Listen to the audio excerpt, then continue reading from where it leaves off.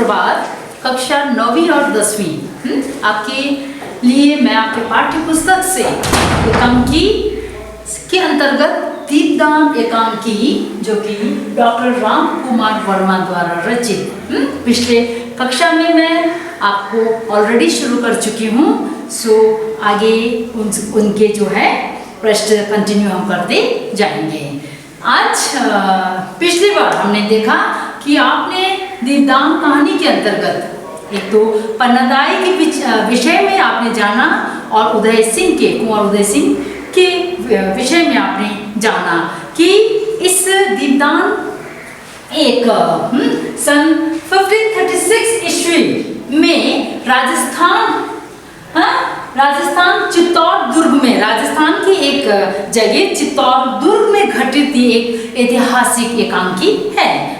सो उस समय में है ना, जो राजा आपने सुना होगा कुंवर दीपदान के अंतर्गत राम कुमार वर्मा जी ने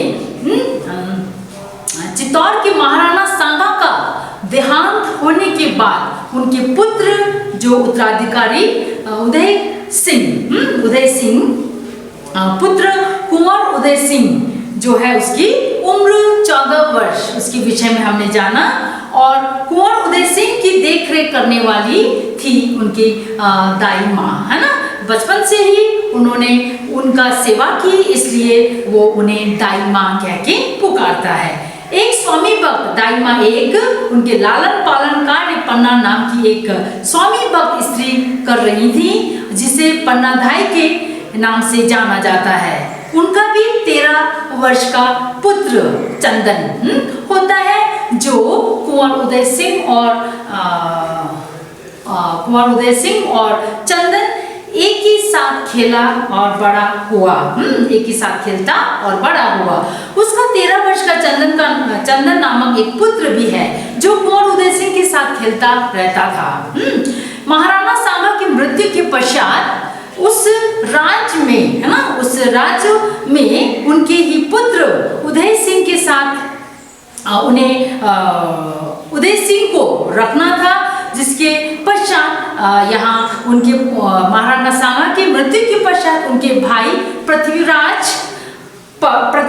का एक दासी पुत्र जो कि बनवीर नाम से जाना जाता है, हाँ, जिसकी आयु 32 वर्ष है, राज्य पर अपना अधिकार करने के लिए प्रयत्नशील है। आपने देखा कि महाराणा सांगा के ही भाई के जो पृथ्वीराज नाम का भाई, उन्हीं का जो दासी पुत्र था, और वही दासी पुत्र उनके महाराणा सांगा के बाद वो वहाँ उस गद्दी पे वो बैठना चाहता था। सो उस गद्दी में बैठने के लिए वो कई सारे षड्यंत्र रचते हैं, कई सारे वो उपाय सोचता है। और उपाय जैसे यहाँ पे हमने देखा कि बिना समय ही यहाँ पे एकांकी में हमने देखा कि वो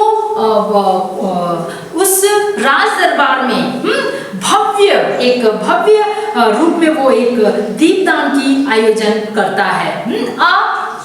समय है बिना कोई ऑकेजन, है ना, बिना कोई ऑकेजन के वो उस समय अपने उस जगह में, उस महल में वो दीपदान का आयोजन करते हैं। और उस दीपदान के चलते कई सारे लोग वहाँ इकट्ठे हो जाते हैं और सब कई सारे लोगों को निमंत्रण देते हैं। इसी के चलते यहाँ हमने देखा कि माँ को मनाता है, दाई माँ को वो मना रहा होता है कि माँ तुम भी चलो ना, वहाँ सब आए हुए हैं। और माँ मना करती है, माँ को शंका हो जाती है कि इस बनवीर के दिमाग में कुछ उल्टा चल रहा होगा, कुछ चाल होगा, जिस वजह से असमय ही इस जो भव्य आयोजन का वो उन्होंने वहाँ प्रस्तुति किया है। सो वो मना करती है और वहाँ उदय को भी जाने के लिए वो मना करती है।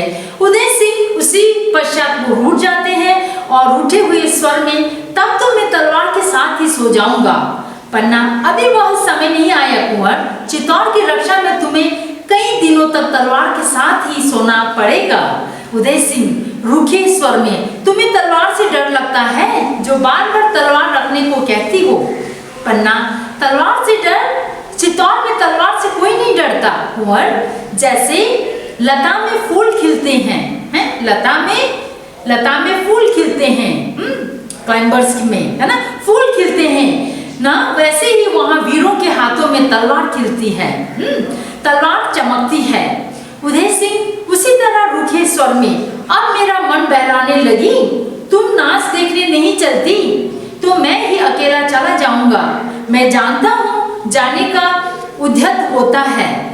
पन्ना, नहीं कुंवर, तुम अभी रात में अकेले नहीं जाओगे, चारों तरफ जहरीले सर्प घूम रहे हैं, जहरीले सर्प यानी मौत मंडरा रहा है ना, तुम्हें मारने के लिए चारों तरफ शत्रु ही शत्रु, जहरीले सांप घूम रहे हैं, जहरीले सांप से मतलब शत्रुता, शत्रु घूम रहे हैं, किसी समय भी तुम्हें ढस सकते हैं। उदय सिंह, सर, कैसे सर?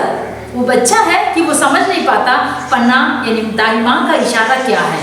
पन्ना, तुम नहीं समझोगे कुंवर, जाकर सो जाओ, थक गए होंगे, भोज के लिए मैं जगा लूंगी। उदय सिंह, नहीं माँ, आज ना मैं भोजन करूंगा और ना अपनी शय पर ही सोऊंगा, प्रस्थान के लिए उद्धत जाने के लिए। पन्ना रोकते हुए, सुनो सुनो कुंवर, उदय सिंह का प्रस्थान चले गए।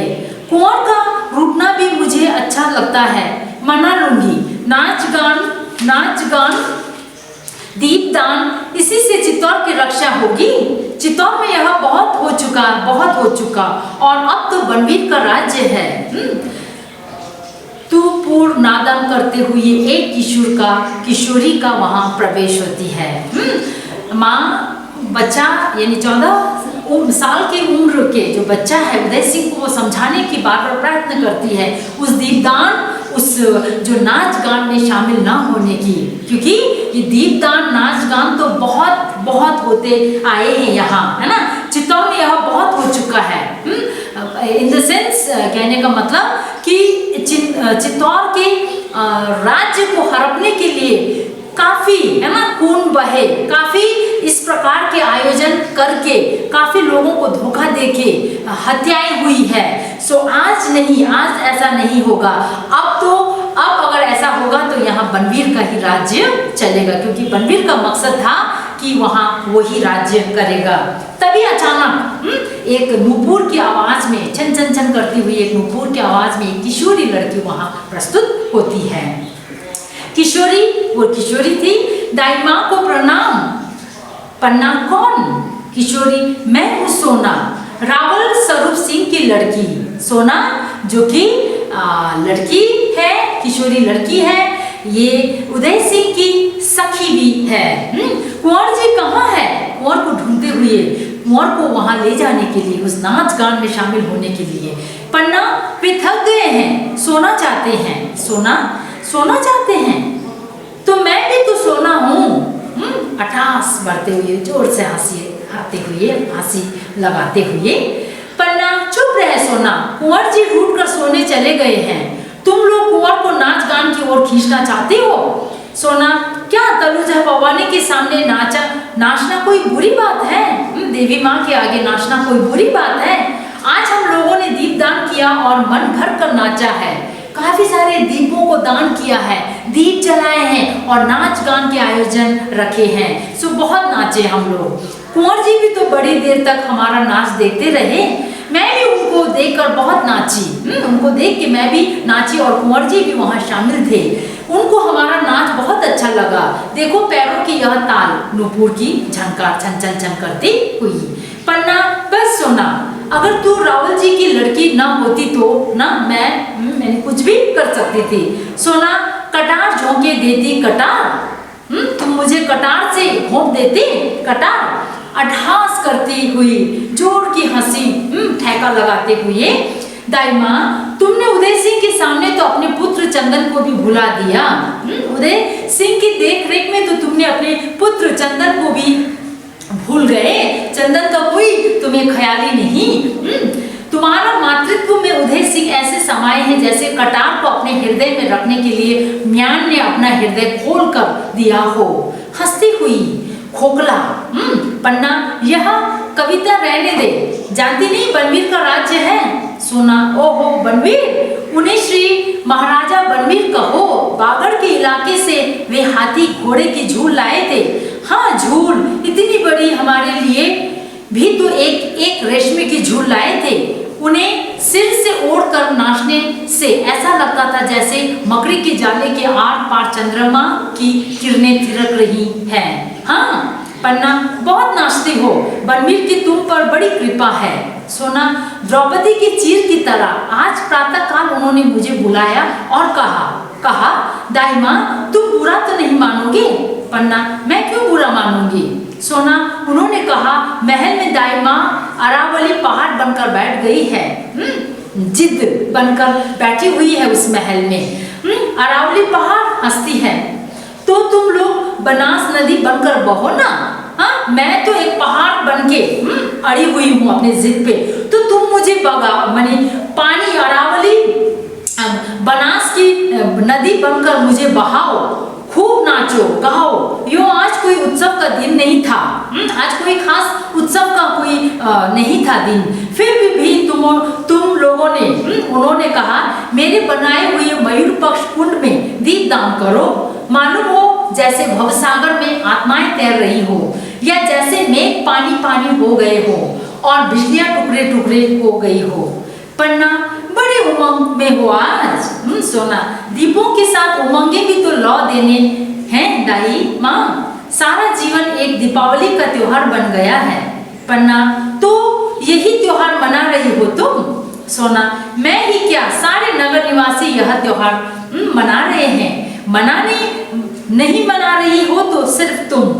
उस त्योहार में, उस उत्सव में, उस दीपदान में सभी शामिल है।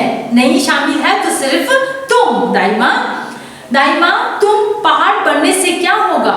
तुम ना आने से, जिद करने से क्या होगा? राजमहल पर बोझ बनकर जाओगे? बोझ? और नदी बनो तो तुम्हारा बहता हुआ बोझ पत्थर भी अपने सिर पर धारण करेंगे। पत्थर भी आनंद और मंगल तुम्हारे किनारे होंगे। जीवन का प्रवाह होगा, उमंगों की लहरें होंगी जो उठने में गीत गाएंगी, गिरने में नाच नाचेंगी। गीत और नाच दाई माँ, गीत और नाच, जैसे सुख और सुहाग एक साथ हंस रहा है। और जब दीपदान का दीपक अपने मस्तक पर लेकर चलोगे दाई माँ, तो ज्ञात होगा दाई माँ, मुझे शुक्र तारे को मस्तक पर रखकर उषा आ रही है। पन्ना, बनवीर के अनुग्रह ने तुम्हें पागल बना दिया है सोना। बनवीर ने ही तुम्हें जिद की है और उसी जिद में तुम पागल हो सोना। तुम समझो यहाँ बहुत कुछ गलत होने वाला है। दाई माँ, पागल हो? पागल कौन नहीं है? महाराणा विक्रमादित्य अपने 7000 पहलवानों के साथ पागल हैं। मल्ल क्रीड़ा ही तो उनका पागलपन है। महाराज बनवीर महाराणा विक्रमादित्य की आत्मीयता से पागल है। वे विक्रमादित्य के अंतपुर में प्रलाप करते हैं, यह आनंद की उनका पागलपन है। सारा नगर आज के त्योहार में पागल है। तुम कुंवर उदय सिंह के स्नेह में पागल हो और मैं हंसकर, मेरी कुछ न पूछो दाई माँ, मैं तो इन सब के पागल में पागल हूँ। इन सब के पागलपन में मैं भी पागल हूँ। तुम चाहे जो कहो। हाँ, तो कुंवर उदय सिंह कहाँ है? काफी वार्तालाप माँ के सामने, दाई माँ के सामने करने के बाद फिर वो सोना पूछती है कि उदय सिंह कहाँ है? कुंवर उदय सिंह? पन्ना कहती, कुंवर उदय सिंह को छोड़ो सोना, वे बहुत थक गए हैं। अब तो सो रहे होंगे। तुम जाओ, यहाँ कहीं तुम्हारा पागलपन कम ना हो जाए। सोना, मेरा पागलपन दाई माँ, पागलपन कहीं कम होता है?